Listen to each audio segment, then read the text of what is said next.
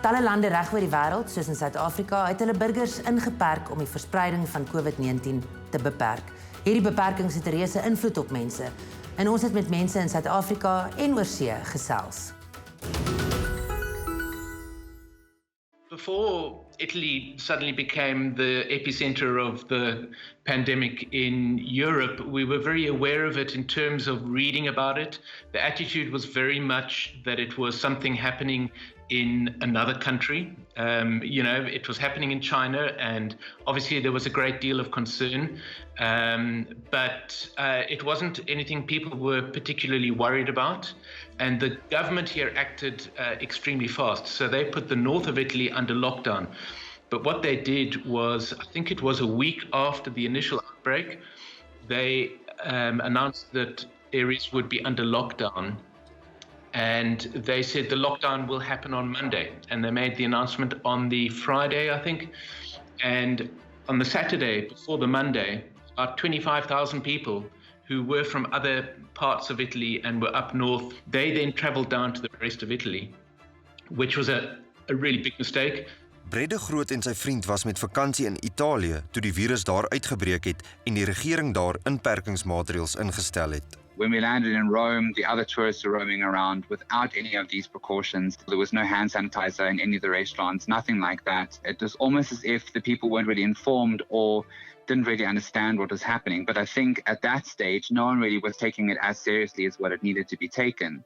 6 days into the trip where we had found ourselves in Florence and we were supposed to head to Venice, that we received an email from our travel agent basically informing us that Venice had now been placed under lockdown. We then received another email at about 6 in the morning to say that the entire country was now under lockdown and we had to get to Rome immediately to get a flight out. And it was only when we arrived in Rome itself at the airport that we actually saw for the first time signs of absolute pandemonium and quite a bit of hysteria, because all of the tourists were now scrambling to try and get out of the country. We had a feeling that if we had contracted it, the only way we could have contracted it was on the flight back to South Africa. You are all crammed onto a train to go to a plane, and there's no space. There's no space between you and the person next to you. And every cough or sneeze or sniffle you hear, you're now immediately aware of that person. And it's a very strange thing because you start signaling people out, not thinking that you yourself could have contracted it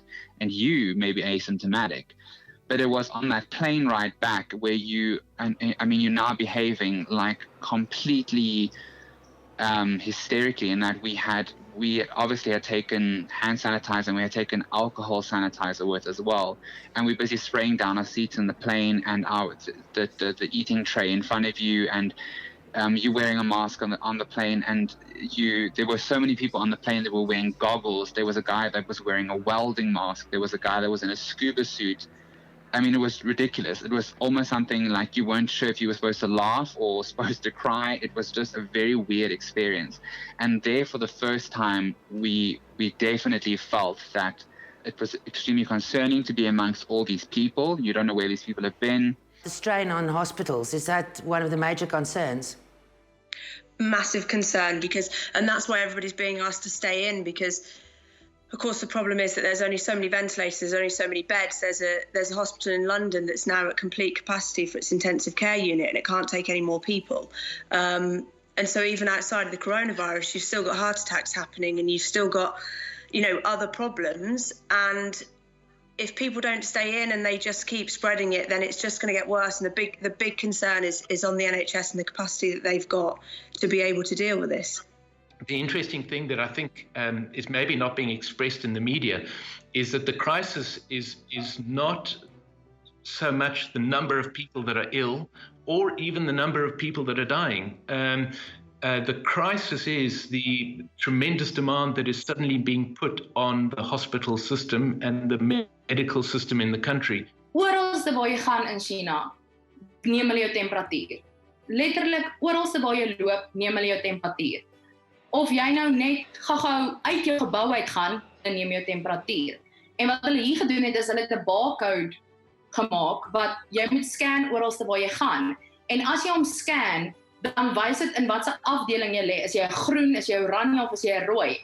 en as jy 'n gevaar vir ander mense. So voordat jy byvoorbeeld die metro wil ry, moet jy die barcode scan om vir hulle te wys ek is nog in die groen, ek is nog gesond. Jy kry nie die idee dat jou vryheid ingeperk word nie. Nee, glad nie. Glad nie.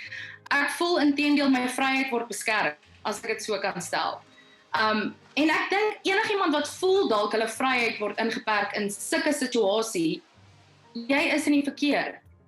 Ons sit hier met 'n pandemie op die oomblik. Maak alle nuus wat jy het bekend, sodat jy kan keer dat dit nie erger raak nie. Heel in die begin was almal baie bekommerd geweest. Dit was baie gerugte en baie stories en toe stadig aan het ons almal begin ontspan en gemaklik raak en besef dit is nou hoe dit is en die Chinese regering is baie sterk om baie sterk maatreëls te kan in plek sit om die ding te kon stop. Wat is die atmosfeer in die strate? Nee, kyk, weer eens, Luxemburg oor die algemeen is nou seker die besigste stad in Europa nie, maar dit voel regtig soos 'n bietjie soos 'n zombie-apocalypse. Daar's letterlik nie mense op die straat nie. Ons almal het daai eerste week, die eerste golf, wil ek nou maar sê, van paniek kom. Toe is ons almal soos, kom ons probeer huis toe gaan. Maar ek bedoel, as jy dan nou effektiewelik dink daaraan, is dit ook nou nie die beste idee nie, want my vraag was net, wat as ons die virus soontoe vat? Australië is massief en die verskillende state funksioneer amper soos aparte lande. Dis moeilik om te verduidelik, maar baie interessant as jy hier is.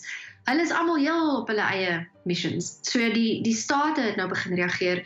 Victoria het aangekondig, nee, die skole is gesluit. Al sê Scott Morrison wat? The problem is that people generally, assess their own level of risk, and then perhaps continue wanting to live their lives normally because they consider that their own level of risk is fairly low, which might be true, but when you're dealing with a pandemic, really what you need to be doing is doing the best thing for society. Pieter Meyers en sy vrou was verlede maand in Switserland vir 'n familietroue. Hulle het ook Praag en Wene besoek. Terug in Suid-Afrika het hulle positief getoets vir COVID-19 en ten tye van ons onderhoud was hulle in isolasie. Hulle het intussen herstel. We started noticing that the third day we were in Prague, the hotel started emptying out quite a lot, and we went to Vienna and the place was shutting down. So we decided to come back early. Has it ever occurred to you by then that you might have it? Not at all. We had been particularly careful because, by that stage we'd been at the wedding and it was a topic of conversation, but more as interest than sort of immediate danger, if you know what I mean. What are you guys doing? What is the general mood?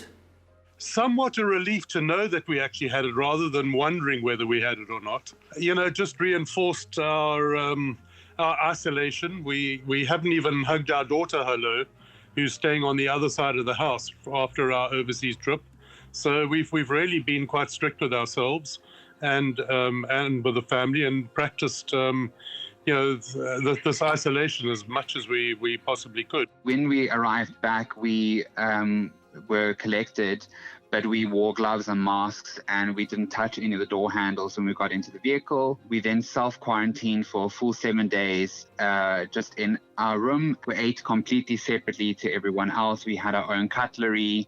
We didn't wash our cutlery in the same basin. We were sterilizing all of our utensils.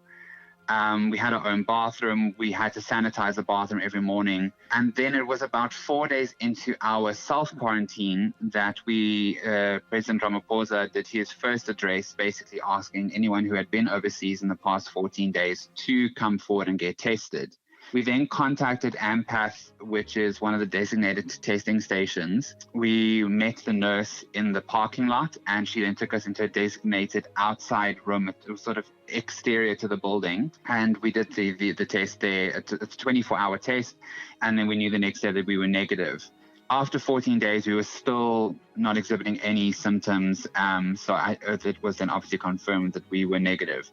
But of course, when the 14 days ended, the rest of the country went into lockdown. And so our isolation has continued, but now obviously we're allowed contact with other people in our family, obviously, that stay with us. And medication and immune-wise, what are you guys doing? What the doctors advise us is to treat the symptoms. So if you've got temperature, take Panado, and if you boost your immune system, if you can, by taking immune boosters or eating vegetables and fruit, etc.